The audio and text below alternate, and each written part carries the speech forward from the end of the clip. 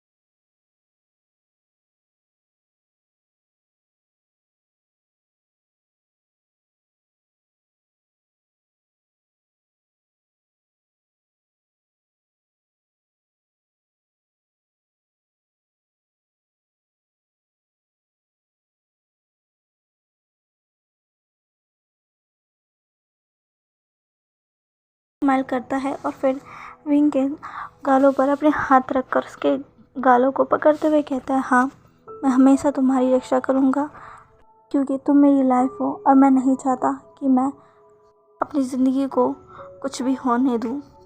मेरी जान हो और तुम्हें कोई भी कुछ भी नहीं कर सकता।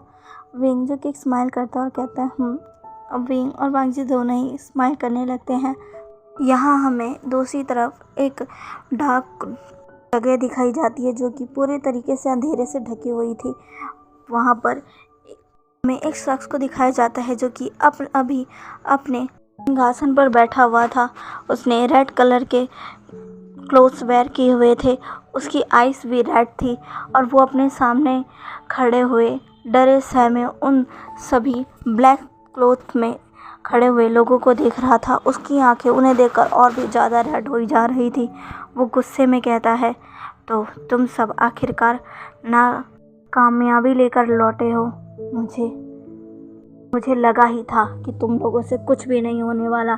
तुम्हें भेजना मेरी सबसे बड़ी भूल थी और ये भूल मैं दोबारा नहीं होने दूंगा। मैं अभी इसी वक्त तुम सबको ख़त्म कर दूंगा। तभी उनमें से कहता, नहीं मास्टर, प्लीज़ ऐसा मत करिए। हमें एक और मौका दीजिए। हम वादा करते हैं इस बार हम बिल्कुल भी नहीं चूकेंगे। इस बार हम अपना काम बखूबी से करेंगे। तभी वो शख्स कहता है, मैं बस एक ही बार चांस देता हूँ, ये बात तुम अच्छी तरीके से जानते हो। अभी वो शख्स कहता है, नहीं प्लीज़ हमें एक चांस दीजिए हमें, प्लीज़। तभी वो शख्स अपनी आंखों से एक रेड कलर की रेज़ बाहर निकालता है और उनकी तरफ भेजता है और उसी वक्त वो रेज़ उन सभी को जलाकर खाक कर देती है। वो लोग चीखते हैं, चिल्लाते हैं, पर उस शख्स के चेहरे पर ज़रा सी भी सिकन नहीं आती। वो सारे ही उसके सामने ही जल रहे थे। वहाँ पर बाकी सारे लोग भी खड़े थे, पर किसी की भी हिम्मत नहीं हो रही थी उन्हें जाकर बचाने की, क्योंकि वो जानते थे कि उनका मास्टर एक निर्दयी इंसान है। अगर उनमें से किसी ने भी थोड़ी सी भी हिम्मत की तो वो उसे भी नहीं छोड़ेगा। वो सारे ही सामने उन सबको जलते हुए देख रहे थे, पर किसी ने भी कुछ नहीं किया और वहीं पर वो लोग जलकर मर गए। सभी को देखते हुए वो शख्स कहता है, ये सब इसी लायक थे। तभी वो जो बाकी सारे लोग खड़े थे उनमें से एक शख्स आगे आता है और कहता है, मास्टर, आपने क्या सोचा है? आप आगे क्या करने वाले हैं? वो शख्स कहता है, अब मुझे अपनी दूसरी चाल चलनी पड़ेगी। रिचुअल पूरा हो चुका है। उस रिचुअल की वजह से अब मैं कुछ भी नहीं कर सकता। मुझे कैसा भी कर उस घेरे को ख़त्म करना होगा, या जिसे मैं ख़त्म करना चाहता हूँ उसे उस घेरे से बाहर लाना होगा। तभी वो शख्स कहता है, पर ये तो नामुमकिन है मास्टर। वो शख्स गुस्से भरी नज़रों से उस शख्स को देखता है। वो शख्स कहता है, मास्टर मेरा वो मतलब नहीं था, पर आप भी जानते हैं कि वो घेरा कितना मजबूत है और ये तो नामुमकिन है कि हम उस शख्स को बाहर निकाल कर ले आए, क्योंकि सब जानते हैं कि उसे बाहर कितना ज़्यादा खतरा है। वो आखिर क्यों बाहर निकलेगा। तभी वो इंसान जिसने रेड क्लॉथ पहने हुए थे वो एक स्माइल करता है। वो शख्स चौंक जाता है। वो कहता है, मास्टर आप स्माइल क्यों कर रहे हैं। तभी एक और शख्स उन सभी लोगों की भीड़ में से बाहर आता है और कहता है, तुम क्या समझते हो, क्या हमारे मास्टर कमज़ोर हैं। हाँ। तभी वो शख्स कहता है, शू यांग तुम यहाँ। तभी वो कहता है, शू यांग कहता है, क्यों, मुझे देखकर चौंक गए। डोंग कहता है, शू यांग तुम यहाँ क्या कर रहे हो। तभी शू यांग कहता है, मैं ये ज़रूरी नहीं समझता कि मैं तुम्हें ये बताऊँ कि मैं यहाँ क्या कर रहा हूँ। डोंग शू यांग को गुस्से में घूरने लगता है, पर शू यांग एक स्माइल के साथ उसे इग्नोर करता है और फिर अपने मास्टर की तरफ देखकर कहता है, मास्टर आपने जो कहा था वो हो चुका है, अब आप चिंता मत करिए। वो इंसान तैयार है और वो हमारा पूरा साथ देगा, आप चिंता मत करिए। तभी वो शख्स कहता है, मैं तुम पर भरोसा करता हूँ शू यांग, उम्मीद करता हूँ कि जैसा मैं चाहता हूँ तुम वैसा ही करोगे। तभी शू यांग कहता है, आप बिल्कुल भी फिक्र मत करिए, वही होगा जो आप चाहते हैं। वो इंसान बिल्कुल भी नहीं बच पाएगा और इन सब चीज़ों में वो शख्स हमारा साथ देगा। अगर उसने ज़रा सी भी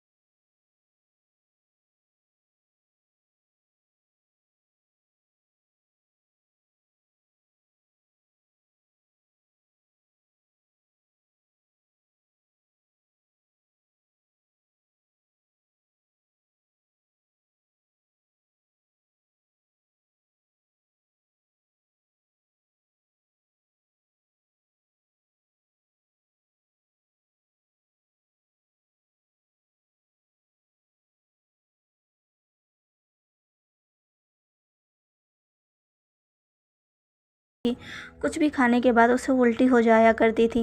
वांग जी विंग के लिए हमेशा ही कंसर्न रहता, क्योंकि विंग की तबीयत हमेशा ही ख़राब रहती, पर वो हीलर उसे हमेशा ही समझाते रहते कि विंग ठीक है और ये सब चीज़ होने नॉर्मल है। पर वांग जी को तो विंग की बहुत ही ज़्यादा फिक्र होने लगती है, इसीलिए वांग जी हमेशा ही विंग का ख्याल रखता है था। अब विंग इसकी वैली काफ़ी ज़्यादा बाहर आ गई थी। विंग जो कि खुद को आईने में देखता है और कहता है, लंजा मैं काफ़ी ज़्यादा मोटा हो गया ना, मैं कितना ज़्यादा अजीब लग रहा हूँ। तभी वांग जी एक स्माइल के साथ विंग के पीछे आकर खड़ा हो जाता है और विंग को बैग हक कर कहता है, नहीं विंग, तुम दुनिया के सबसे ज़्यादा खूबसूरत पर्सन हो, तुमसे ज़्यादा खूबसूरत तो कोई है ही नहीं, तुम सबसे ज़्यादा सुंदर हो और इस वक्त तो तुम बहुत ही ज़्यादा ही सुंदर लग रहे हो, बिल्कुल किसी क्यूट बनी की तरह। विंग जो कि एक स्माइल करता है और कहता है, लंजा तुम भी ना। वांग जी कहता है, मैं सच कह रहा हूँ विंग। विंग कहता है, क्या सच में। वांग जी कहता है, हाँ मैंने अभी कहा ना, मैं सच कह रहा हूँ, तुम सच में बहुत क्यूट लग रहे हो। विंग जो कि अब शर्मा कर अपना फेस नीचे कर लेता है। वांग जी विंग के चेहरे को ऊपर उठाता है, उसके लिप्स पर एक छोटा सा किस करता है और फिर कहता है, विंग अपना ख्याल रखना, मैं क्लैन में जा रहा हूँ, मुझे वहाँ कुछ काम है। खाना प्रिपेयर कर दिया है, तुम खा लेना, ठीक है। विंग कहता है लंच? क्या तुम मेरे साथ लंच नहीं करोगे? वांग जी कहता है मुझे माफ़ करना विंग, मैं आज तुम्हारे साथ लंच नहीं कर पाऊँगा, मुझे आज बहुत सारा काम है। तुम अपना लंच आराम से कर लेना, मैं तुमसे मिलने ज़रूर आऊँगा। मैं जल्दी अपना काम ख़त्म करके तुम्हारे पास आऊँगा। आज मुझे वहाँ जल्दी जाना है, मैं वादा करता हूँ मैं लंच में तुम्हारे पास ज़रूर आऊँगा। विंग कहता है पर लंच जा। वांग जी कहता है मुझे माफ़ करना विंग, पर मुझे जाना ही होगा, तुम अपना ख्याल रखना, ठीक है। ऐसा कहकर वांग जी विंग के फोरहेड पर किस करता है और विंग से कहता है तुम ऐसा करोगे ना विंग? विंग कहता है ठीक है, पर जल्दी आना लंच जा। वांग जी कहता है ऐसा कहकर वांग जी वहाँ से चला जाता है। विंग बस वांग जी को देख रहा था। वांग जी और विंग का रिश्ता अब इतना ज़्यादा गहरा हो चुका था कि अब जब भी वांग जी विंग को छोड़कर जाता, विंग को बिल्कुल अच्छा नहीं लगता था। विंग हमेशा ही वांग जी के पास रहना चाहता था, पर वो भी जानता था ऐसा नहीं हो सकता, क्योंकि विंग तो अभी जिंगशी में ही रहता है और वांग जी को हमेशा ही क्लैन के कामों से वहाँ जाना पड़ता है। वांग जी तो विंग का बहुत ही ज़्यादा हस्बैंड है, बहुत ही ज़्यादा अच्छा हस्बैंड है, इसीलिए वो हमेशा ही अपने कामों को जल्दी जल्दी ख़त्म कर कर विंग के पास आता। वो हमेशा ही कोशिश करता कि वो अपना काम जल्दी ख़त्म कर सके ताकि वो विंग के पास आ सके। और ये देखकर विंग को बहुत ही ज़्यादा खुशी होती थी। सब सोचकर विंग एक स्माइल कर रहा था और वो स्माइल करते हुए ही जाकर अब अपना ब्रेकफास्ट करने लगता है। विंग के चेहरे पर एक पाउट था क्योंकि अभी वांग जी उसके पास नहीं था। उससे आदत है हमेशा ही वांग जी के साथ ब्रेकफास्ट करने की, पर आज वांग जी को जल्दी ही जाना पड़ गया। पर विंग समझ सकता है, इसीलिए विंग आज अकेले ही ब्रेकफास्ट करता है। ब्रेकफास्ट करने के बाद विंग थोड़ा सा आराम कर रहा था, तभी वहाँ पर एक सर्वेंट आता है और डोर को नॉक करता है। विंग जब ये सुनता है तो वो डोर की तरफ देखता है, तभी बाहर से आवाज़ आती है राजकुमार वे आपके लिए खत आया है। ये सुनते ही विंग के चेहरे पर एक स्माइल आ जाती है। वो जल्दी से बेड से उतरता है और आगे बढ़ने लगता है। वो जल्दी से डोर ओपन करता है। सामने एक सर्वेंट खड़ी हुई थी जो कि विंग को वो खत देती है। विंग के चेहरे पर एक स्माइल आ गई थी। वो सर्वेंट विंग को खत पकड़ा कर उसे वहाँ बो कर वहाँ से चली जाती है। विंग अब उस खत को लेकर अंदर आ जाता है। वो खत किसी और का नहीं बल्कि यानली का था।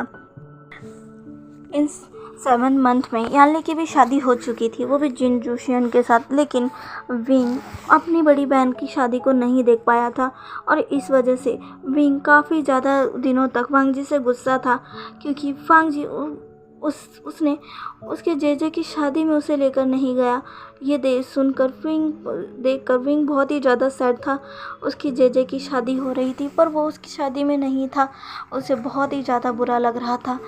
यानली भी बहुत ही ज़्यादा दुखी थी, वो शादी नहीं करना चाहती थी।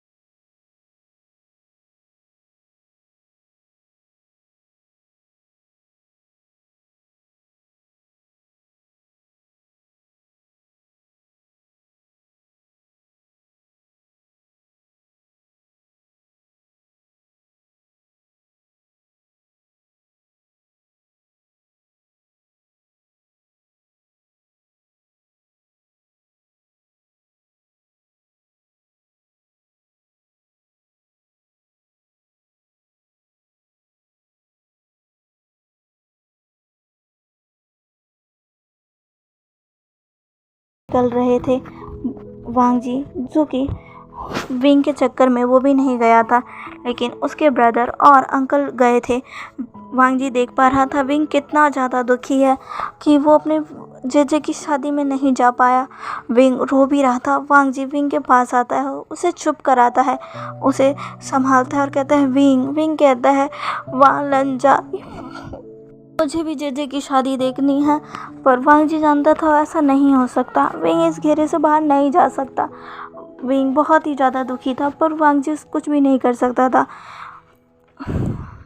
विंग को मनाने में वांग जी को काफ़ी ज़्यादा दिन लगे थे और विंग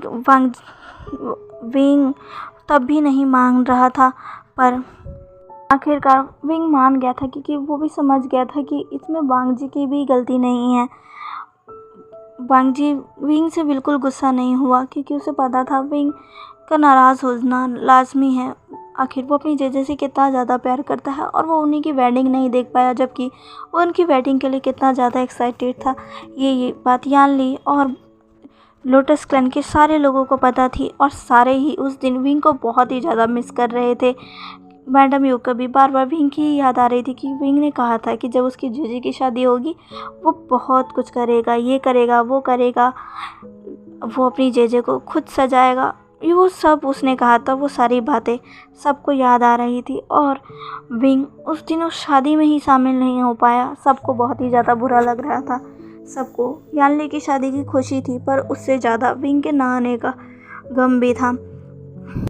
अंकल कुरैन और जेबुजुन जब शादी में गए थे तो वो यानली के पास गए थे। यानली जो कि दुखी बैठी हुई थी, तभी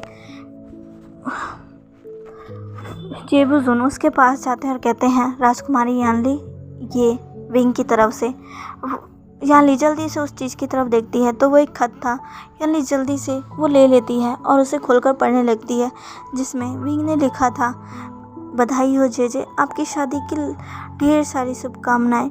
मुझे माफ़ करना, मैं वहाँ नहीं आ पाया, पर आप दुखी मत होइएगा। आज आपकी शादी है और ये आपके लिए एक खुशी भरा दिन है। आप प्लीज़ खुश रहिएगा और अपने इस छोटे भाई को माफ़ कर दीजिएगा कि ये आपकी शादी में नहीं आ पाया। मैं आपके लिए बहुत खुश हूँ और आपसे बहुत प्यार करता हूँ। ये पढ़कर यानली की आंखों में आंसू आ गए थे। वो विंग को सच में बहुत ही ज़्यादा मिस कर रही थी, क्योंकि वो सबसे ज़्यादा प्यार उसी से करती है। उस दिन यानली अपने आप को संभालती है। मैडम यू भी उसकी मदद करती है और वो अपनी शादी को कंप्लीट करती है। यानली की शादी वाले दिन विंग पूरी रात नहीं सो पा रहा था। वांग जी भी उसी के साथ था। विंग के आंखों में भी आंसू थे। वांग जी विंग को संभाल रहा था।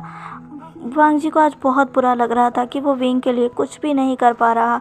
विंग इतना ज़्यादा सैड है और वांग जी कुछ भी नहीं कर सकता। सोचकर वांग जी को और भी ज़्यादा गिल्ट महसूस हो रहा था। आखिरकार वो दिन बीत जाता है और उसके 2-3 दिन बाद ही यानली क्लाउड डिशेस में आती है विंग से मिलने। वो जल्दी से जिंगशी आती है। जिंगशी में अपनी जेजे को देखकर विंग बहुत ही ज़्यादा खुश होता है। दोनों भाई बहन एक दूसरे के गले मिलते हैं। यानली विंग से गले मिलकर कहती है, तुम कैसे हो आसियन? विंग जो कि कहता है, मैं बिल्कुल ठीक हूँ, आप कैसी है जेजे? विंग अपनी जेजे को देखता है, जो कि अब पूरी तरीके से जिन क्लैन की एक सदस्य बन गई थी और अब उनका पहनावा भी वैसे ही हो गया था। विंग अपनी जेजे को देखता है और कहता है, आप बहुत सुंदर लग रही हैं। यानली जो कि एक स्माइल करती है और कहती है, विंग कहता है, आप यहाँ पर, आपकी अभी तो शादी हुई है। यानली कहती है, मैं अपने आप को रोक नहीं पाई, मैं तुमसे मिलना चाहती थी। विंग कहता है, मैं भी आपसे मिलना चाहता था जेजे। उस दिन के बाद से दोनों भाई बहन एक दूसरे को खत लिखकर एक दूसरे से बातें करते रहते हैं। और आज यानली ने विंग के लिए खत भेजा था, जिसे देखकर विंग बहुत ही ज़्यादा खुश हो रहा था। विंग बाहर जा नहीं सकता, किसी से मिल नहीं सकता, इसलिए सब उसी से मिलने आते हैं और यानली विंग के लिए खत लिख दे दिया करती है, क्योंकि वो भी तो ज़्यादा में विंग से मिलने नहीं आ सकती, क्योंकि वो भी अब अपने ससुराल रहती है। इसीलिए वो विंग को हमेशा खत लिख दिया करती है। विंग अपनी जेजे का खत ओपन करता है, जिसमें यानली ने विंग से कहा था, विंग तुम कैसे हो? क्या हमारा लिटिल बेबी ठीक है? क्या वो तुम्हें परेशान तो नहीं करता? मैंने तुम्हारे लिए कुछ चीज़ें भी भेजी है, उसे देखना। हाँ, और कुछ जड़ी बूटियाँ भी हैं, उसे खा लेना। वो तुम्हारे लिए और बेबी के लिए बहुत अच्छी है। उससे तुम्हें आराम मिलेगा और बेबी को भी बहुत अच्छा लगेगा।